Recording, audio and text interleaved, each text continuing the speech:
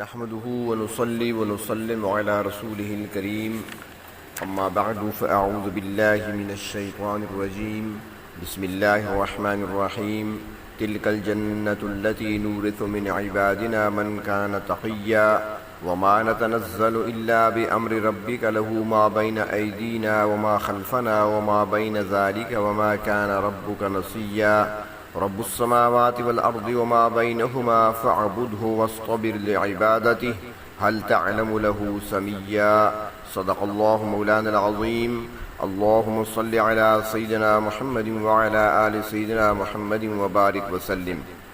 سورۃ مریم کی آیت نمبر 63، 64 اور 65۔ یہاں پر بتایا گیا ہے کہ جنت کے حقدار کون لوگ ہوں گے اور جنت کن لوگوں کی ہے، اور ان آیات میں فرشتوں کے زمین پر اترنے کا ایک ضابطہ بھی بیان فرمایا گیا۔ اللہ تبارک و تعالیٰ کی شان مالکیت و ربوبیت کے تناظر میں اللہ تعالیٰ کی عبادت پر ثابت قدم رہنے کا حکم دیا گیا اور اللہ تعالیٰ کے بے مثال ہونے کو بیان فرمایا گیا ہے۔ تو ارشاد ہوا تلک الجنت التی نورث من عبادنا، یہ وہ جنت ہے کہ جس کا ہم وارث بنائیں گے اپنے بندوں میں سے، اور بندے وہ ہوں گے من کان تقیا، جو پرہیزگار ہوں گے۔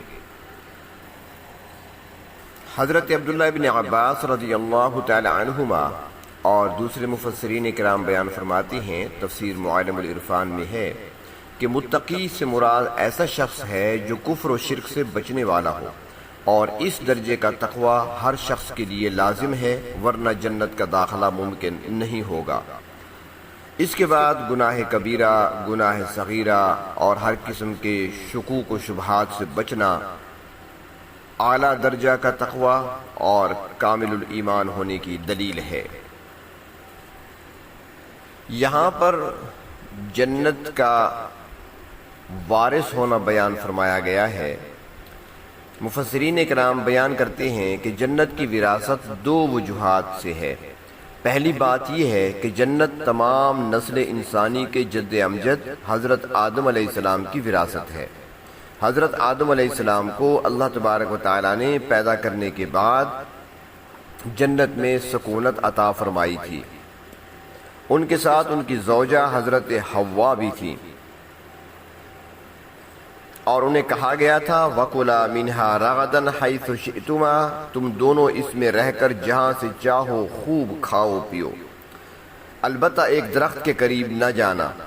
حضرت آدم علیہ السلام اور حضرت حوا کو جنت تو مل گئی، مگر اللہ رب العزت کی حکمت اسی میں تھی کہ ان سے ایک لغزش ہوئی، جس کی بنا پر انہیں جنت سے نکلنا پڑا اور زمین پر آنا پڑا، جیسا کہ سورۃ بقرہ میں فرمایا قُلْ نَهْبِطُوا مِنْهَا جَمِيعًا، تم یہاں سے نکل جاؤ۔ دوسری طرف شیطان کو بھی جنت سے نکال دیا گیا، اور پھر اولاد آدم سے اللہ تبارک و تعالیٰ نے فرمایا، سورۃ بقرہ میں ہے فَإِمَّا يَأْتِيَنَّكُم مِّنِّي هُدًى فَمَن تَبِعَ هُدَايَ فَلَا خَوْفٌ عَلَيْهِمْ وَلَا هُمْ يَحْزَنُونَ، کہ پھر جب تمہارے پاس میری طرف سے ہدایت یعنی رسول اور کتابیں آئیں تو جو کوئی ان کی اتباع کرے گا اس کے لیے کوئی خوف و غم نہیں ہوگا۔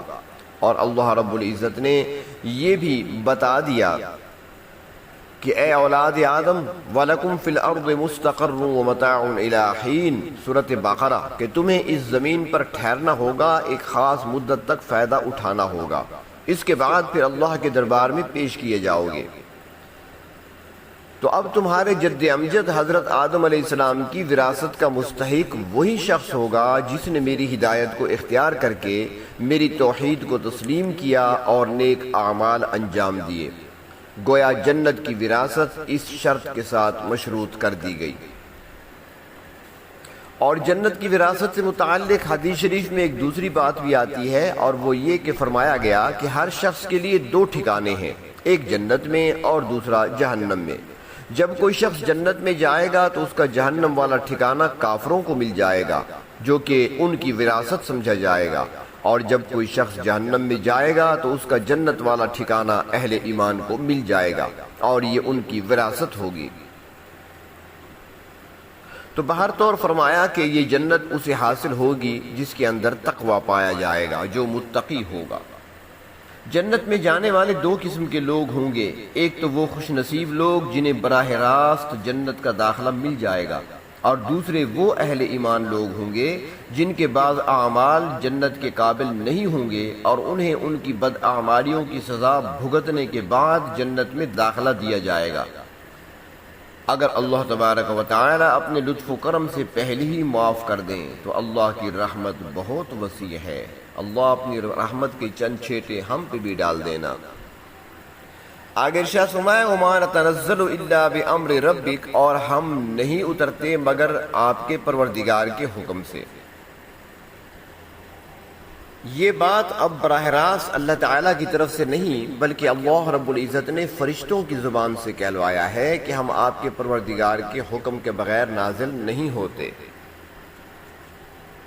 اس آیت کے شان نزول میں فرماتے ہیں کہ حضور اکرم صلی اللہ علیہ وسلم کو حضرت جبرائیل علیہ السلام کی آمد کا بڑا شوق رہتا تھا، اور جب کبھی ان کے آنے میں دیر ہو جاتی تو آپ کا اشتیاق مزید بڑھ جاتا۔ بعض اوقات ایسا بھی ہوتا کہ کسی نے سوال کیا جس کا جواب آپ کو وحی الہی کے ذریعے مطلوب ہوتا، تو جب بھی آپ جبرائیل علیہ السلام کے منتظر رہتے۔ چنانچہ ایک مرتبہ مشرکین مکہ نے یہودیوں کے ساتھ ساز باز کر کے حضور اکرم صلی اللہ علیہ وسلم سے اصحاب کہف اور روح سے متعلق اور ذوالقرنین کے متعلق سوالات کیے تھے، جن کے جوابات اللہ رب العزت نے سورۃ بنی اسرائیل اور سورۃ کہف میں دیے ہیں۔ تو اس موقع پر حضرت جبرائیل علیہ السلام کی آمد میں تاخیر ہو گئی تھی۔ تو جب کبھی ایسا معاملہ پیش آتا تو حضور اکرم صلی اللہ علیہ وسلم پریشان ہو جاتے تھے۔ تو ایسے ہی ایک موقع پر آپ صلی اللہ علیہ وسلم نے حضرت جبرائیل علیہ السلام سے فرمایا اے جبرائیل، آپ عام معمول سے زیادہ کیوں نہیں نازل ہوتے؟ تو اس کے جواب میں اللہ تعالیٰ نے یہ آیت کریمہ نازل فرما کر حضرت جبرائیل اور دیگر فرشتوں کا یہ جواب ارسال کیا کہ ہم نہیں اترتے مگر آپ کے پروردگار کے حکم سے۔ مطلب یہ ہے کہ ہم اپنی مرضی سے نازل نہیں ہوتے بلکہ جب اللہ کا حکم ہوتا ہے تو اللہ کا پیغام لے کر حاضر ہو جاتے ہیں۔ یعنی فرشتوں کے ذریعے بتا دیا گیا کہ جس طرح آپ صلی اللہ علیہ وسلم کو ہماری ملاقات اور زیارت کا اشتیاق و انتظار رہتا ہے، اسی طرح بلکہ اس سے کہیں بڑھ کر ہم بھی آپ صلی اللہ علیہ وسلم کے چہرہ مبارک کو دیکھنے کے لیے بے چین و بے قرار اور سراپا انتظار ہوتے ہیں، مگر ہمارا زمین پر اترنا ہمارے اپنے اختیار میں نہیں کہ جب چاہیں اتر آئیں، بلکہ ہم اللہ تعالیٰ کے حکم اور اذن کے محتاج ہیں، مأمور ہیں۔ اللہ کے حکم کے بغیر ہم ایک پر بھی نہیں ہلا سکتے، اور اللہ تبارک و تعالی عالم الغیب والشہادہ ہیں۔ جب وہ اپنی حکمت کاملہ سے مناسب جانتے ہیں ہمیں زمین پر جانے کا حکم عطا فرما دیتے ہیں، ہمارے اختیار میں نہیں بلکہ اللہ تعالیٰ جب جلدی جانے کا حکم دیتے ہیں تو جلدی، اور جب دیر سے جانے کا حکم دیتے ہیں تو دیر سے حاضر ہو جاتے ہیں۔ ہم اپنے تمام کاموں میں اللہ تعالیٰ کے محکوم ہیں۔ آگے ارشاد فرمایا لہو ما بین ایدینا وما خلفنا، سب کچھ اسی اللہ کا ہے، جو کچھ ہمارے سامنے ہے اور جو کچھ ہمارے پیچھے ہے، وما بین ذالک، اور جو کچھ درمیان میں ہے۔ گویا ہر طرح کا اختیار صرف اللہ تعالیٰ کے پاس ہے۔ سامنے سے مراد مستقبل، پیچھے سے مراد ماضی، اور درمیان سے مراد زمانہ حال بھی ہو سکتا ہے۔ تو پھر مطلب یہ ہوگا کہ ہمارے ماضی، حال اور مستقبل اور ہمارے تمام اطراف کے اختیارات صرف اللہ کے پاس ہیں، اور وہ اپنے اختیارات کو جس طرح چاہیں استعمال کریں۔ ہم سارے فرشتے اللہ کے حکم کے پابند ہیں، اور اللہ رب العزت کے حکم سے ہی نازل ہوتے ہیں اور وحی لاتے ہیں۔ وما کان ربک نسیا، اور ساتھ یہ حقیقت بھی ہے کہ آپ کے پروردگار بھولنے والے نہیں ہیں۔ ایسا نہیں ہو سکتا کہ آپ کو کسی حکم کا انتظار ہو اور اللہ تعالیٰ پیغام دینا ہی بھول جائیں، بلکہ وہ اپنی حکمت اور مصلحت کے مطابق جب چاہتے ہیں ہمیں پیغام دے کر آپ کی طرف بھیج دیتے ہیں۔ فرمایا رب السماوات والارض وما بینہما، اور اللہ تعالیٰ ہی آسمان و زمین اور درمیانی فضا کا تربیت کنندہ ہے۔ ہر چیز کو حد کمال تک پہنچانا اللہ کے اختیار میں ہے۔ آپ کا کام یہ ہے کہ فَاعْبُدْهُ، کہ عبادت اسی کی کریں۔ جب وہ لا شریک ہے تو پھر عبادت کے مستحق بھی وہی ہیں۔ اور ساتھ یہ بھی فرمایا وَاصْطَبِرْ لِعِبَادَتِهِ، اور آپ اسی کی عبادت پر قائم رہیں، یعنی اللہ کے سوا کسی دوسرے کی عبادت نہ کریں۔ تمام فرشتے اور تمام انبیاء علیہم السلام اسی ذات کے عبادت کرنے والے ہیں۔ اور فرماتے ہیں کہ اس سے عبادت پر صبر کرنا بھی مراد لیا جا سکتا ہے، کیونکہ عبادت کے لیے بھی مشقت برداشت کرنی پڑتی ہے۔ نماز کے لیے سردی گرمی میں وضو کرنا، لمبا قیام، رکوع اور سجدہ کرنا، وقت کی پابندی کو ملحوظ خاطر رکھنا، یہ ساری باتیں مشقت والی ہی تو ہیں۔ اسی طرح روزے میں بھوک پیاس برداشت کرنا، حج کے سفر میں مشکلات سے دوچار ہونا اور مال خرچ کرنے میں بڑی تکالیف اٹھانا پڑتی ہے، جن پر صبر کی ضرورت بھی ہوتی ہے۔ لہذا عبادت پر صبر کی تلقین بھی مناسب حال ہے۔ انسان پر جیسے بھی حالات آئیں، خوشی، غمی، تکلیف، راحت، جنگ و امن، تنگ دستی و خوشحالی، امیری اور غریبی، ہر حال میں اللہ تعالیٰ کی عبادت اور اطاعت پر استقامت سے انسان ڈٹا اور جمع رہے، ایک لمحے کے لیے بھی اس کا قدم ہٹنے نہ پائے، گویا زندگی بھر اور مرتے دم تک اسی پر ثابت قدم رہے۔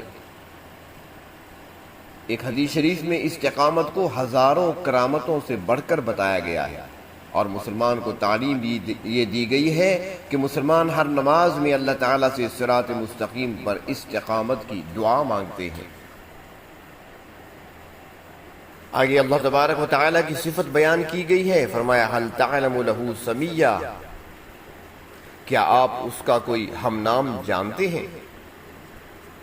سمیہ کا معنی ہم نام ہونا بیان کیا جاتا ہے، اور پیچھے گزر چکا ہے حضرت یحییٰ علیہ السلام کے تذکرے میں کہ لم نجعل له من قبل سمیہ، کہ اللہ تعالیٰ نے یحییٰ علیہ السلام کی ولادت کی خبر دی اور ساتھ فرمایا کہ اس نام کا پہلے کوئی بچہ پیدا نہیں ہوا۔ اور سمیہ کا معنی ہم مثل بھی کیا جاتا ہے، تو پھر اس طرح معنی یہ بنے گا کہ کیا اللہ تعالیٰ کا کوئی ہم مثل ہے؟ اور یقیناً نہیں ہے، تو اللہ تعالیٰ ہر لحاظ سے بے مثل و بے مثال ہے۔ لیس کمثلہ شیء، سورۃ شورى میں ہے کہ اللہ تعالیٰ اپنی ذات اور صفات میں بے مثل ہیں۔ اللہ کی مثل کوئی چیز نہیں ہے، وہ وحدہ لا شریک ہے، لہٰذا اسی کی عبادت کریں اور اسی پر استقامت اختیار کریں۔ پروردگار عالم اپنی عبادت کا حق ادا کرنے کی توفیق عطا فرمائے اور دین حق پر اور صراط مستقیم پر ثابت قدمی اور استقامت کی دولت سے ہمیں مالا مال فرمائے۔ وآخر دعوانا ان الحمد للہ رب العالمین۔